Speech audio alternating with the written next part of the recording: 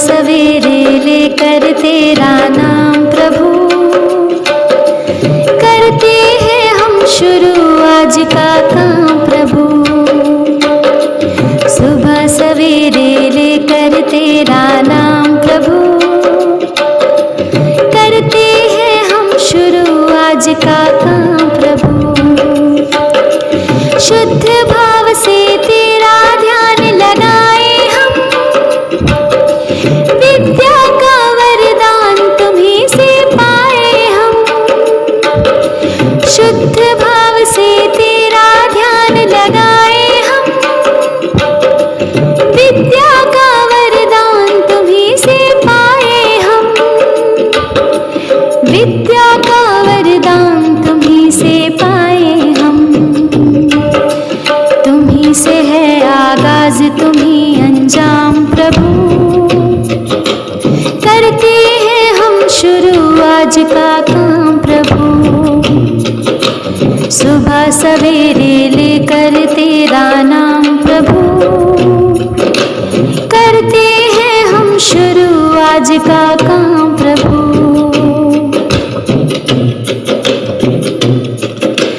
गुरुओं का सत्कार कभी ना भूले हम,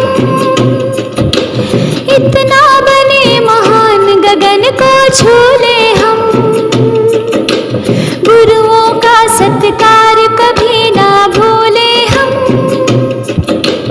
इतना बने महान गगन को छू ले हम। इतना बने महान गगन को छू ले हम। तुम्हीं से है हर सुबह तुम्हीं से शाम प्रभु, करते हैं हम शुरू आज का काम प्रभु। सुबह सवेरे लेकर तेरा नाम प्रभु, करते हैं हम शुरू आज का काम प्रभु। सुबह सवेरे लेकर तेरा नाम प्रभु,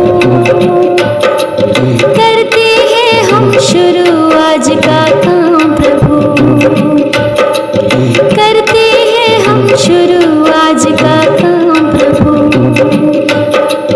करते हैं हम शुरू आज का काम प्रभु। करते हैं हम शुरू आज का काम प्रभु। नमस्कार, जाने आज का सुविचार। अनुभव एक महान अध्यापक होता है। Experience is a great teacher. अनुभव एक व्यावहारिक ज्ञान है जो हमें करके सीखने पर प्राप्त होते हैं। अनुभव चाहे अच्छे हों या बुरे, वह हमें व्यावहारिक जीवन के प्रति शिक्षा प्रदान करते हैं तथा हमारे एक महान अध्यापक सिद्ध होते हैं। इसीलिए तो कहा गया है अनुभव एक महान अध्यापक है, क्योंकि वह हमें ज्ञान को व्यावहारिक जीवन में उपयोग करना सिखाता है। Good morning children, myself Archana Saroha from Bagpat. I am here with a new word that is palace. Spelling of palace is P-A-L-A-C-E.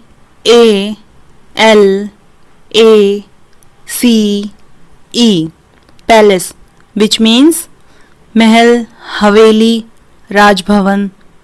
Thank you. Good morning students, प्रस्तुत है आज की पहेली यानी पजल ऑफ द डे। अंधे मुझको नहीं जानते, काना कुछ पहचाने, जिनको दिखाई कम देता है वे मेरे दीवाने। तो बच्चों बताओ इसका उत्तर क्या होगा? चलो सोचो। 1 2 3 4 5 टाइम इज ओवर। इसका उत्तर है चश्मा। जी हाँ, क्योंकि जो अंधे व्यक्ति होते हैं उन्हें चश्मे से भी कोई फ़ायदा नहीं पहुंचता, और जो कमज़ोर दृष्टि वाले हैं वो चश्मे का प्रयोग करते हैं। ओके बच्चों, थैंक यू। नमस्कार, आप पा रही है आज के इतिहास की। 30 सितंबर 1847 में आज ही के दिन ग्रेट ब्रिटेन में शाकाहारी सोसाइटी बनाई गई, जिसका उद्देश्य शाकाहार को प्रोत्साहन देना था। 30 सितंबर 1952 में आज ही के दिन बाइबल का संशोधित मानक संस्करण प्रकाशित और जनता के लिए जारी किया गया। बाइबिल ईसाइयों का पवित्र धर्म ग्रंथ है। Thank you. नमस्कार। आज के विशेष का मुख्य बिंदु है बाइबिल। पवित्र बाइबिल। बाइबिल ईसाई धर्म की आधारशिला है और ईसाइयों का पवित्रतम धर्म ग्रंथ है। इसके दो भाग हैं, पूर्व विधान यानी कि ओल्ड टेस्टामेंट और नव विधान यानी कि न्यू टेस्टामेंट। बाइबिल का पूर्वार्ध यानी कि पूर्व विधान यहूदियों का भी धर्म ग्रंथ है। मानव जाति तथा यहूदियों के लिए ईश्वर ने जो कुछ किया और इसके प्रति ईश्वर की जो प्रतिक्रिया हुई, इसका इतिहास और विवरण ही बाइबिल का मुख्य विषय है। बाइबिल ईश्वर प्रेरित भी है और साधारण मनुष्य की रचना भी है। ओल्ड टेस्टामेंट की घटनाओं द्वारा ईसा की जीवन की घटनाओं की पृष्ठभूमि तैयार की गई है। न्यू टेस्टामेंट में दिखलाया गया है कि मुक्ति विधान किस प्रकार ईसा के व्यक्तित्व, चमत्कारों, शिक्षा, मरण तथा पुनरुत्थान द्वारा संपन्न हुआ है। किस प्रकार ईसा ने चर्च की स्थापना की और इस चर्च ने अपने प्रारंभिक विकास में ईसा के जीवन की घटनाओं को किस दृष्टि से देखा और उनसे क्या निष्कर्ष निकाला है। धन्यवाद। सवेरे का नमस्कार। विशेष के बाद वक्त है प्रश्नोत्तरी का और पहला प्रश्न है, अंग्रेजी ईस्ट इंडिया कंपनी ने भारत में पहला कारखाना कहाँ लगाया? इसका उत्तर है गुजरात के सूरत शहर में। कारखाने में कॉटन, गद्दे, रजाई और मलमल का कपड़ा बनाया जाता था। प्रश्न नंबर 2, आईने अकबरी पुस्तक किसने लिखी? इसका उत्तर है अबुल फजल ने। अबुल फजल अकबर के दरबार के नवरत्नों में से एक थे। प्रश्न 3, उड़न परी किसे पुकारा जाता है? इसका उत्तर है पीटी ऊषा। इनकी दौड़ने की गति हवा जैसी थी, इसलिए इनको उड़न परी नाम दिया गया। प्रश्न 4, झीलों की नगरी कौन सा शहर कहलाता है? उत्तर है उदयपुर। धन्यवाद। What is a house? It's a brick and stone and wood that's hard, some window glass and perhaps a yard.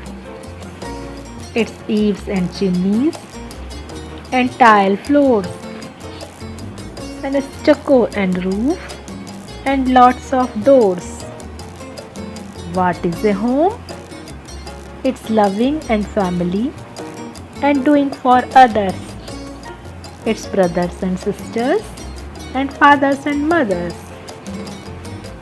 It's unselfish acts and kindly sharing and showing your loved ones you are always caring. नमस्कार। प्रस्तुत है आज की कहानी अंधा घोड़ा। शहर के नजदीक बने एक फार्म हाउस में दो घोड़े रहते थे। दूर से देखने पर वो दोनों बिल्कुल एक जैसे दिखते थे, पर पास जाने पर पता चलता था कि उनमें से एक घोड़ा अंधा है। पर अंधा होने के बावजूद भी फार्म के मालिक ने उसे वहाँ से नहीं निकाला, बल्कि उसे और भी अधिक सुरक्षा और आराम के साथ रखा था। अगर कोई थोड़ा और ध्यान दे तो उसे यह भी पता चलता था कि मालिक ने दूसरे घोड़े के गले में एक घंटी बांध रखी थी, जिसकी आवाज सुनकर अंधा घोड़ा उसके पास पहुँच जाता और उसके पीछे पीछे बाड़े में घूमता। घंटी वाला घोड़ा भी अपने अंधे मित्र की परेशानी समझता और बीच बीच में पीछे मुड़कर देखता रहता। तो दोस्तों, बाड़े के मालिक की तरह ही ईश्वर हमें बस इसीलिए नहीं छोड़ देते कि हमारे अंदर कोई दोष या कमियां हैं, बल्कि किसी न किसी रूप में वह हमारी सहायता अवश्य करते हैं। धन्यवाद। नमस्कार प्यारे बच्चों, आज की जन जागरूकता में आपके लिए मैं अर्चना पांडे एक रोचक विषय लेकर आई हूँ, हाथों को क्यों रखें साफ। आज हम इसी विषय पर आपको जागरूक करेंगे। बच्चों, क्या आप जाने अनजाने अपनी हथेलियों पर किसी रोगाणु को पनपने तो नहीं दे रहे हैं? अगर ऐसा है तो आपको अपने हाथों की सुरक्षा स्वयं करनी होगी। आपको अपने हाथ धोने पड़ेंगे बार बार, क्योंकि हम अपने हाथों से लेते हैं सारा दिन काम और हमारे हाथ देते हैं हमारा भरपूर सहयोग। बच्चों, अगर सूक्ष्मदर्शी से इसे देखा जाए तो हमारे हाथ में बहुत सारे जीवाणु आपको दिखाई देंगे। हमें साफ रखने के लिए अपने हाथों को धोना पड़ेगा बार बार। हमें ये याद रखना पड़ेगा कि हमें अपने हाथों को साबुन से 30 सेकंड तक अच्छे से धोएं। आपको पोस्टर में भी दिखाया गया है कि हमें अपने हाथों को कैसे धोना है। अगर हमने रखी ये 2-4 बातें याद और आपने रखा अपने हाथों को साफ, तो जीवन में रहेगी सदा आपके बाहर ही बाहर। स्वस्थ रहेंगे आप और जीवन का उठाएंगे भरपूर आनंद। धन्यवाद। आपका दिन शुभ हो।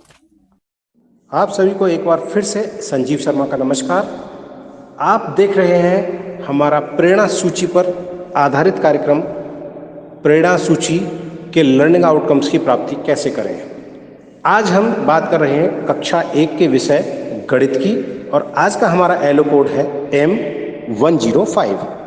तो आइए देखते हैं कि इस लर्निंग आउटकम को प्राप्त करने के लिए किस प्रकार की शैक्षणिक गतिविधियां कक्षा शिक्षण के दौरान कराई जा सकती हैं। अच्छा बच्चों, चलिए अभी कक्ष के बाहर सभी एक लाइन में खड़े होते हैं।